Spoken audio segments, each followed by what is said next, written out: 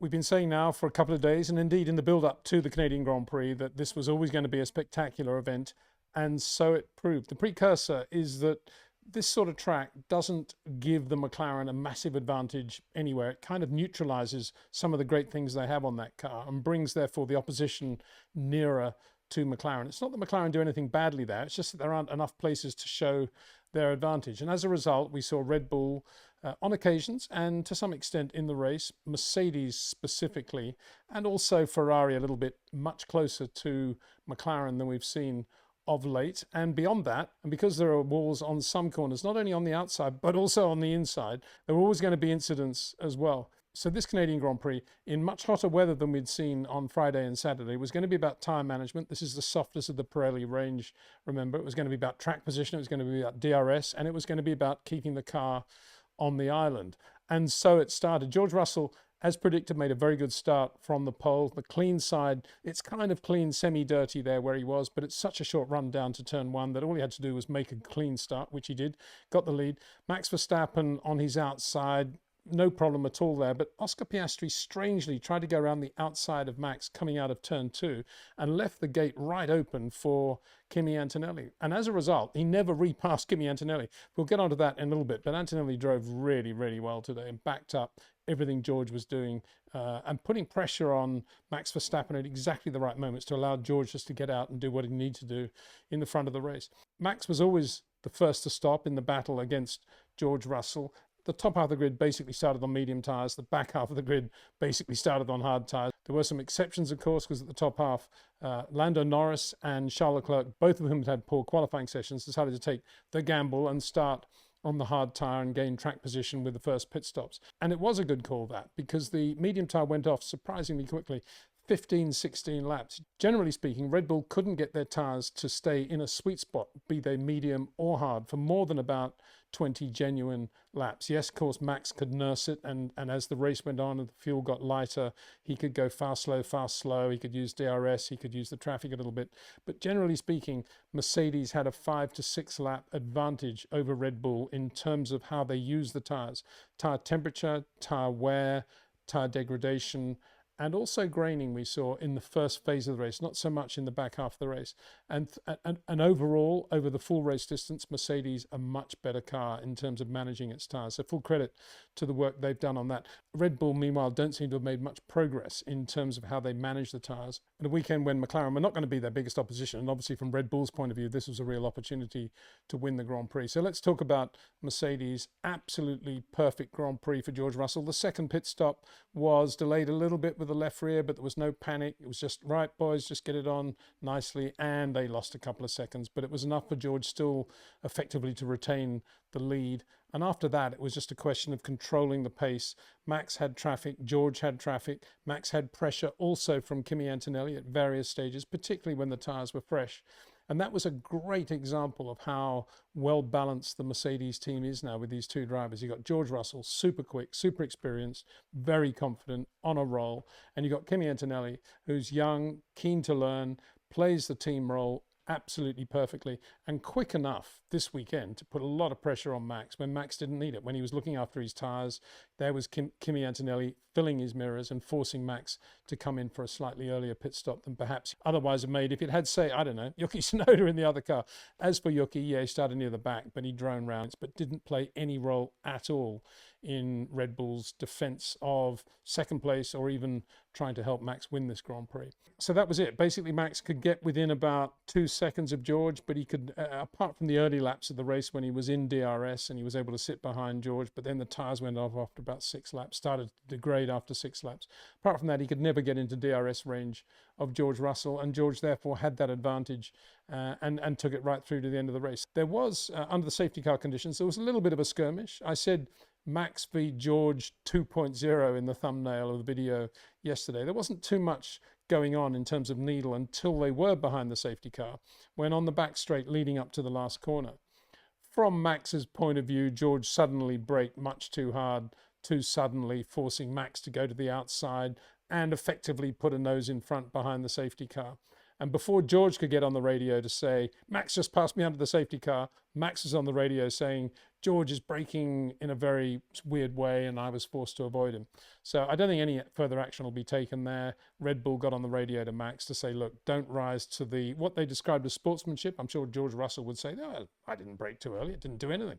So yeah, it was just two things. They shook hands and they were very professional after the race. Kimi Antonelli, before the race, it was quite interesting when they were standing there waiting for the anthem. He was chatting to Max, and he was looking at Max like this, sort of looking at Max. Wow, there's Max Verstappen. I'm next to Max, and then it was like, should I speak to him or not? And then he said something, and Max sort of looked around and smiled at him, and they had a bit of a chat. It was just a nice moment of this superstar of the next generation talking to this superstar of the current generation, and George Russell has to be included in there as well.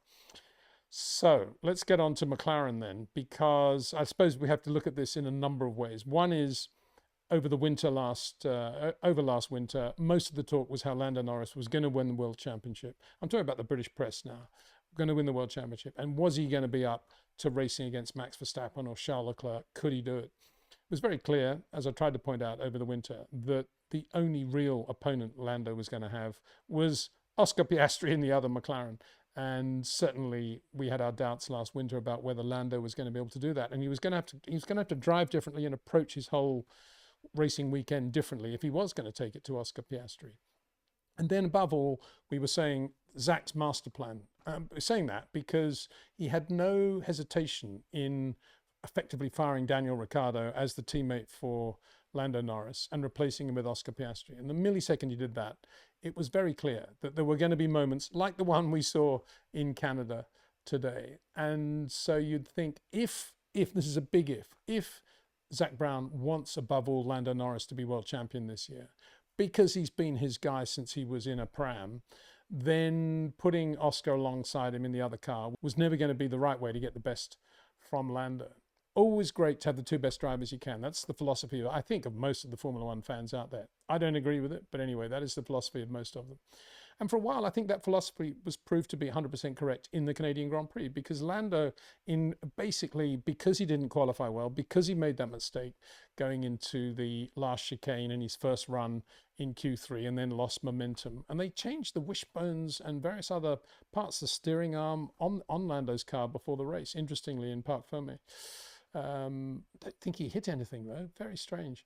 Anyway, because Lando was starting where he was, as I said, they took the gamble and started him on the hard tyres. Not a difficult gamble to take if you are where Lando is, not much to lose. But as it turned out, in the weather conditions they had and the way the track was going, it was a great call for him and for Charles Leclerc, although the hard tyres didn't go quite as well early on for Charles as they did for Lando.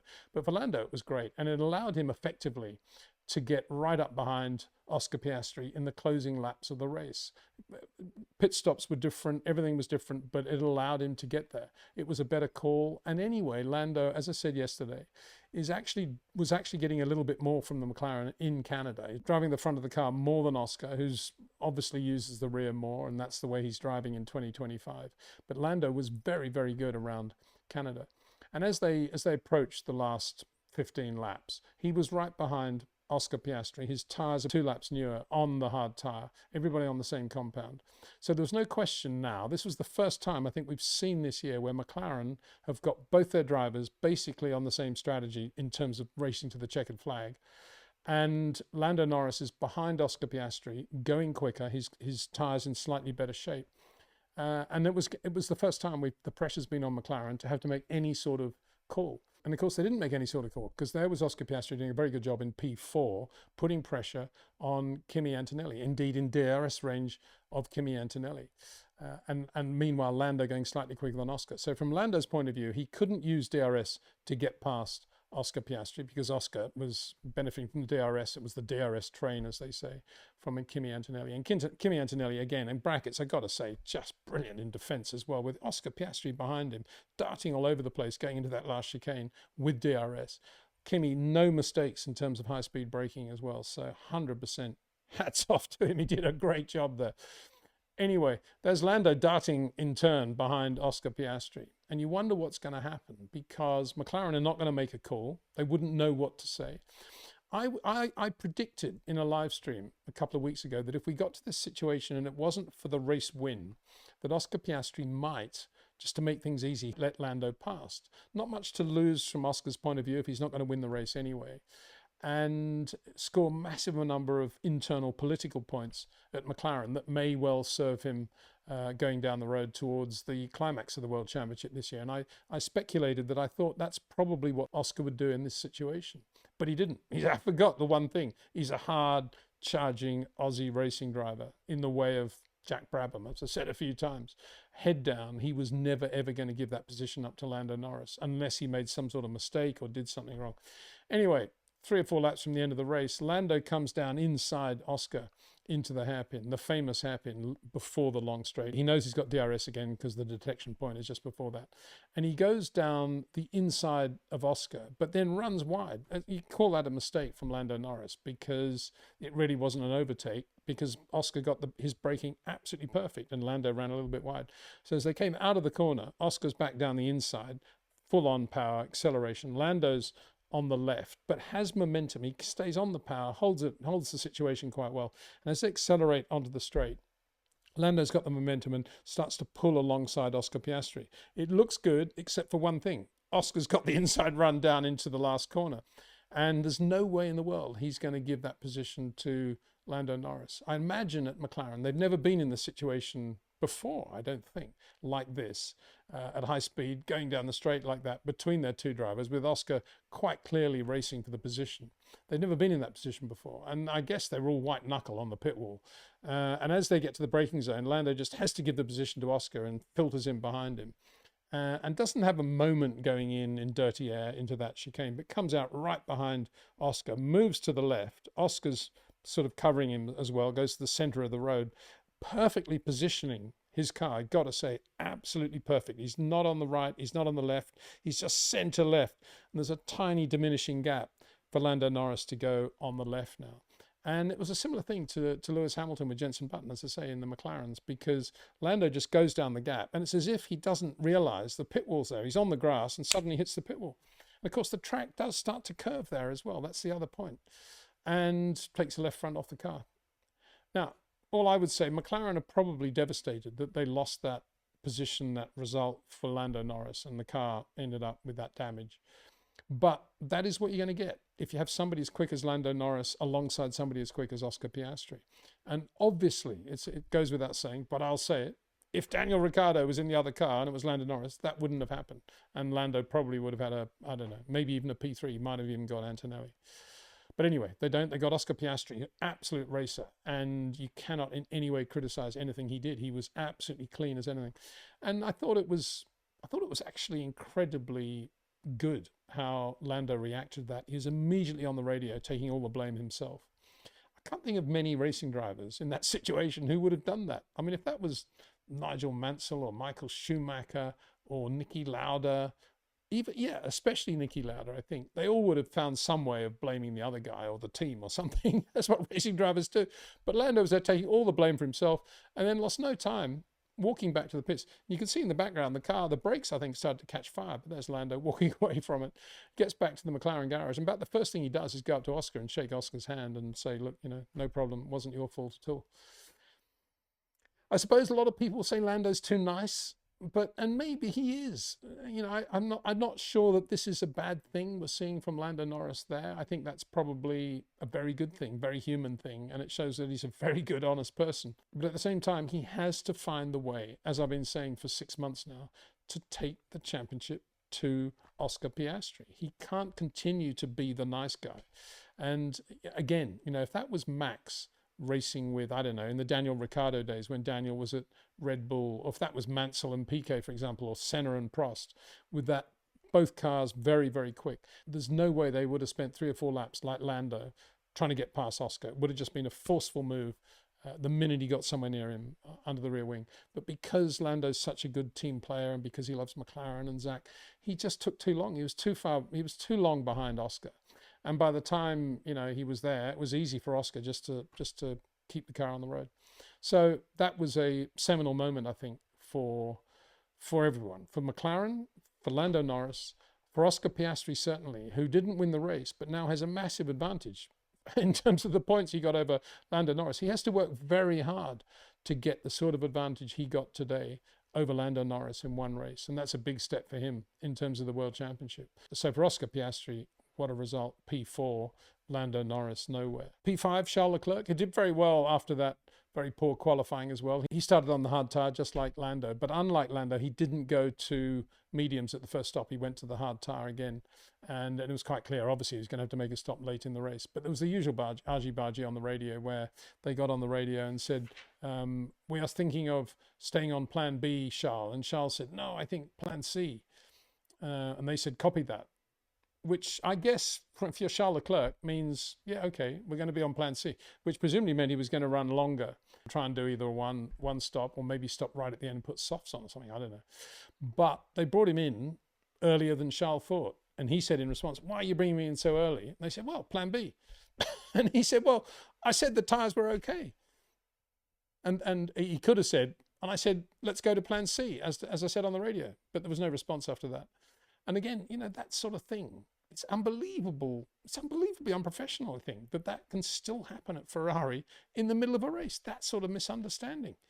You know, why say copy that when Charles Leclerc says, no, not plan B, we'll go to plan C. They say copy that. Then quite clearly, they're still going to stick to plan B. That's what would have irritated Charles Leclerc. Anyway, he easily beat Lewis Hamilton, who was on a fairly standard tyre strategy, but not that quick, got involved in quite a lot of traffic as well when he came out of his pit stops. And but that, of course, bunched them all up with the safety car right at the end. So in terms of results, therefore, it was Ferrari 5th and 6th.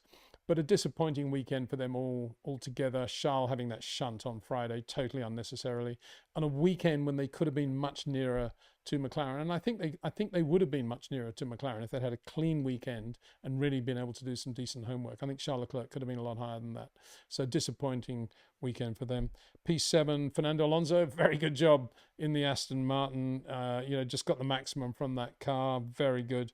Nico Hülkenberg benefited quite early on the opening lap, indeed, when Alex Albon got him into a skirmish at the second chicane, and Nico just went straight through the lot of it and brought the car home, brought the Sauber home again in the points. Carlos Sainz, who chose to go to Williams because there was a much bigger opportunity to score points there.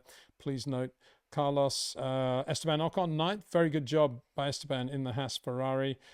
He's put in a couple of good races now, hasn't he? And Carlos Sainz, 10th in the Williams. As I say, very good drive by Carlos down at where he was, down at the back of the grid, but nonetheless still behind Nico Hülkenberg in the Sauber, as I say. Oliver Behrman, P11, and Yuki Tsunoda eventually finished P12. I suppose you could say quite a good drive from where he was on the grid, but in terms of actually helping Red Bull, absolutely zero help there. There was a bit of a South American battle for P13 between Franco Colapinto and Gabriel Bortoleto. Eventually went in the favour of Colapinto in the Alpine. So that's his first decent result since he was drafted in to replace Jack Doohan. But I reiterate what I've always been saying. I'd love to see Jack Doohan back in that car. Pierre Gasly had started from the pit lane, made lots of changes of the car because why not? Finished 15th. And Isaac Hadjar, for once, didn't have a good Grand Prix. He finished 16th. Lots of things went wrong, and he got a 3-place grid penalty. So he wasn't even in the top 10 on the grid for that balking incident we talked about yesterday with Carlos Sainz. So, yeah, a dramatic, spectacular Canadian Grand Prix. Lots of action, lots of tension in the build-up to where they were going to be with 10 laps to go. It was a good race from that point of view. Lots of different strategies, lots of pit stops, lots of changes of position as a result of those pit stops. And then it all came to a head in those last 10 laps, the McLaren shunt, and also the way George Russell exercised his muscles and pulled away just when he needed to from Max Verstappen. A very controlled drive by George. Beautiful to see. And Max, I think, got 100% from a Red Bull that wasn't particularly good in terms of its tyre management, as even compared with Mercedes, it was pretty bad. And Max still managed to finish P2 while his teammate was in P12. And Kimi Antonelli, a superb drive into P3, holding off massive pressure from Oscar Piastri in the McLaren Mercedes. Before we go, a big thanks to Jetcraft, to OEM Exclusive, to TrackNinja, and of course to RAC Watches. Don't forget that there is a limited time offer to do a pre-order on the amazing new Porsche 956 DNA watch created by REC around repurposed brake materials from that car. Finished second at Le Mans in 1985, won the Brands Hatch 1,000 kilometers in 1984. Classic Porsche, if ever there was one, chassis 106B. And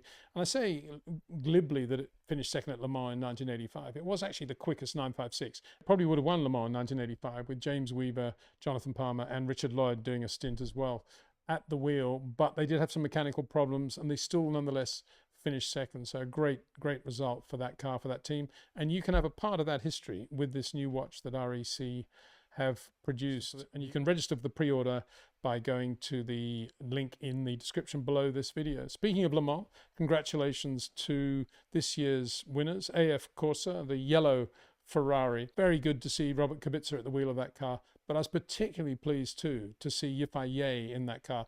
I interviewed Yifei, or Ye I think we called him then, 10 years ago when he was doing French Formula 4, and he was living in what was effectively a sort of boarding school, converted boarding school for young French drivers put together by the FFSA, the French Racing Federation, at Le Mans, would you believe? And I interviewed him then because he just won a couple of races in this French Formula 4 championship. And I love the way he drives, and I always felt he was destined for great things. And I always felt, I have to say, that he was the choice Chinese driver rather than Guan Yu Zhou. And I think had he gone into Formula 1, I think he would be very, very quick. But he didn't have the money, unlike Guan Yu, and so he went into sports cars. And here he is winning Le Mans now for Ferrari. Really good to see.